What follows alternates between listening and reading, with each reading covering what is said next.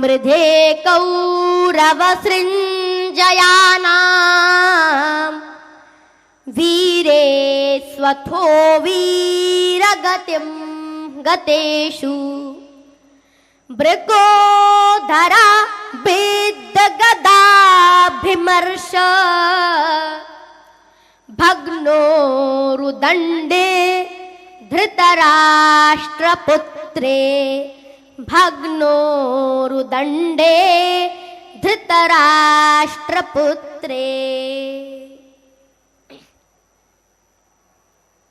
महाभारत के युद्ध में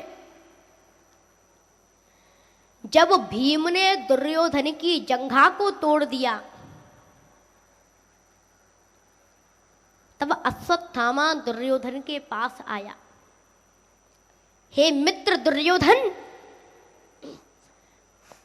अगर तुम मुझे पहले से ही सेनापति बना देते तो आज तुम्हारी ये हालत नहीं होती।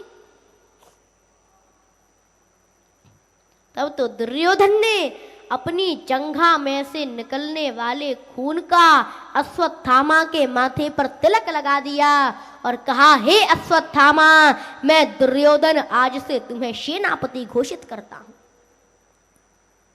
जाओ, तुम पांचों पांडवों के सिर काटकर मेरे पास लाओ।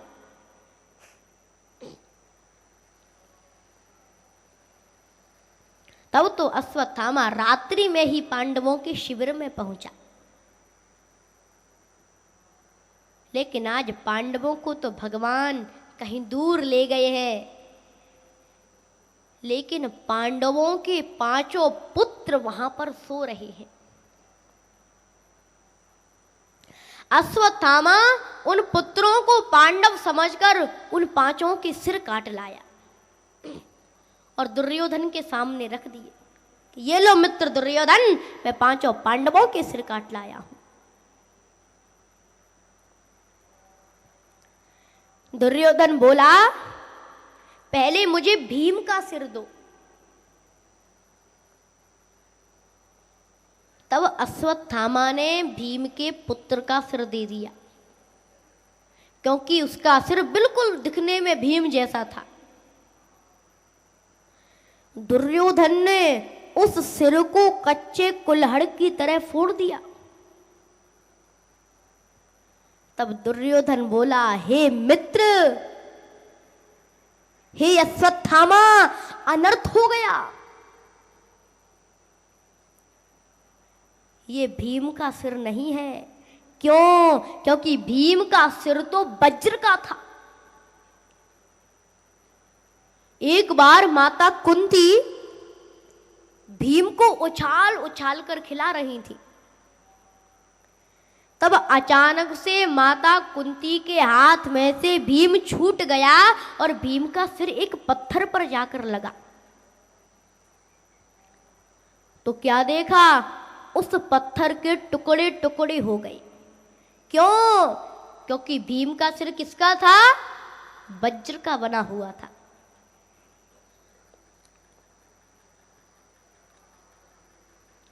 आज दुर्योधन कहता है कि ये भीम का सिर नहीं, ये भीम के पुत्र का सिर है।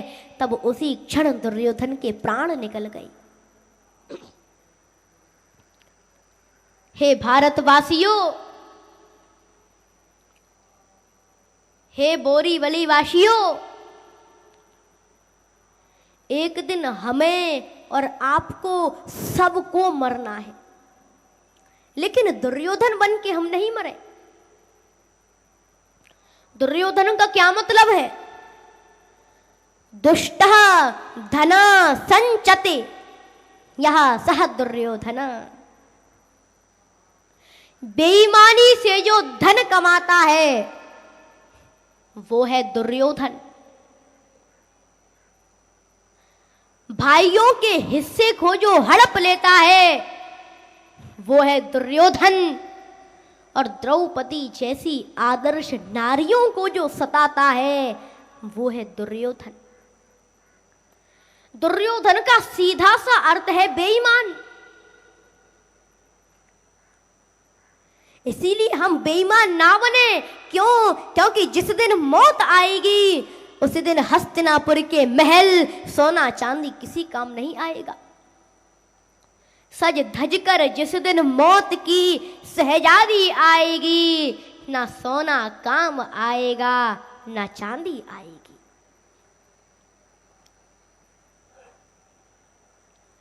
इस कथा से हमें ये शिक्षा मिलती है, ये प्रेरणा मिलती है कि अश्वत्थामा द्रोणाचार्य जैसे ज्ञानी गुरु का बेटा था, लेकिन एक बेईमान दुर्योधन के संग को पाकर अपने माथे की मणि को गवा बैठा। अश्वत्थामा के माथे की मणि का मतलब है ज्ञान रूपी मणि।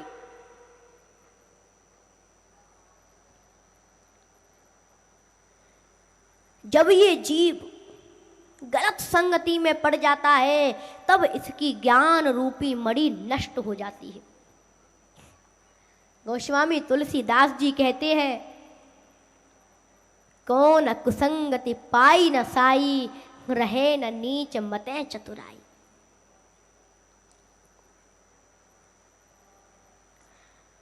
अश्वत्थामा ने पांडवों के जिन पुत्रों को मार डाला है, उन पुत्रों की आत्म शांति के लिए भगवान श्री कृष्ण कुंती बुआ सहित सभी पांडवों को लेकर गंगा में जल देकर स्नान करती हैं।